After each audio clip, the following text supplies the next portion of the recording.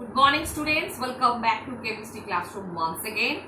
In the last video I have discussed physical change and today I am going to teach you the chemical change. So what is chemical change?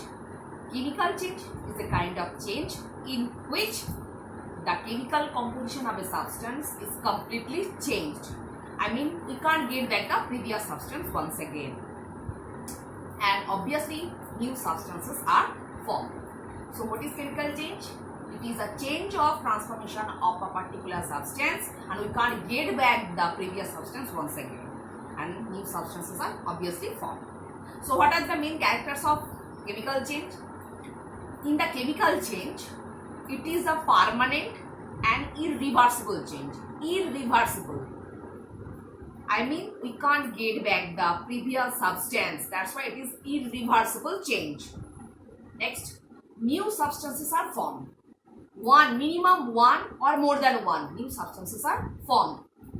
And the chemical composition of a particular substance, obviously reactant and products, are completely changed. I mean their properties are quite different from each other. Next, little bit exchange of energy takes place. So these are the characters of chemical change. So what are the common example of chemical change? Like burning of paper, wood.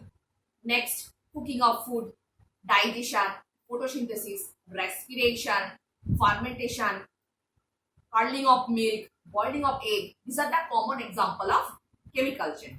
So look at the book. Burning of coal or wood. Coal contains mainly carbon.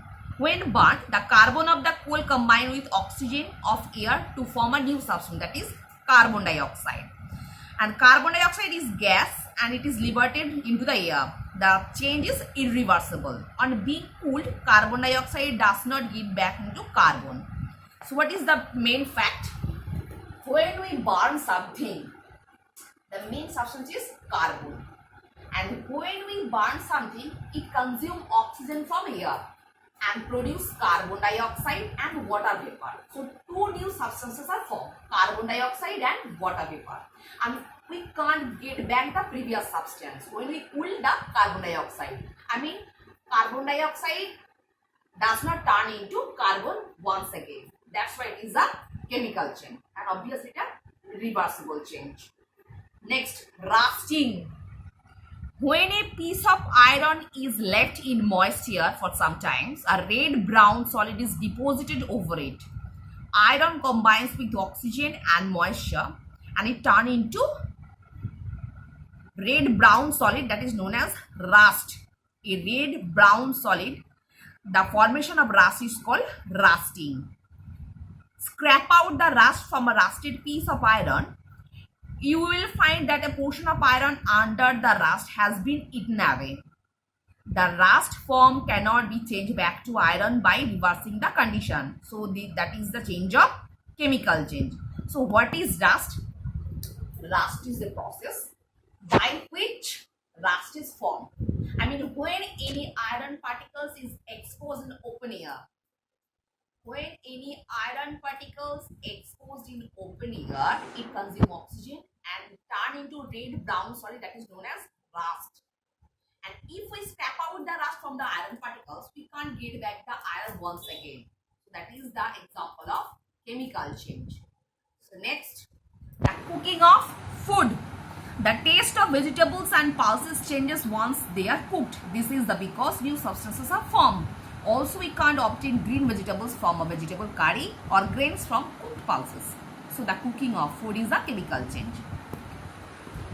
After making our food, I mean when vegetables are used, vegetables and pulses are actually used after making the food, we can't get back them once again. And the taste is totally changed after cooking. That's why it is a chemical change. Next, the curdling of milk. When milk is curdled, a new substance, that is curd, having different taste is formed. We can't get back milk from the curd. So that is the irreversible change. Next, the boiling of an egg. Why boiling of an egg? It is a chemical change. It's very important. Please learn it. And also underline the word. The boiling of an egg is an example of chemical change. An egg contains two thick liquids, the yellow yolk and white portion of egg. When the egg is boiled, the liquids get hardened separately. The hard masses are different from the original thick liquids. So that is the change of reverse either. It is the example of chemical change. So what is this? Basically, egg is consists of two parts, semi-solid yellow yolk and liquid white part. And when we get boiled the egg, the two different parts turn into different parts of solid, and the mass obviously change, and obviously the properties are totally different from the previous situation. That's why it is the example of chemical change, and it is very important. That's why you have to learn it. Next, digestion. Food is digested inside your body. It is a change into several other things. Some are taken up and some are expelled out by the body.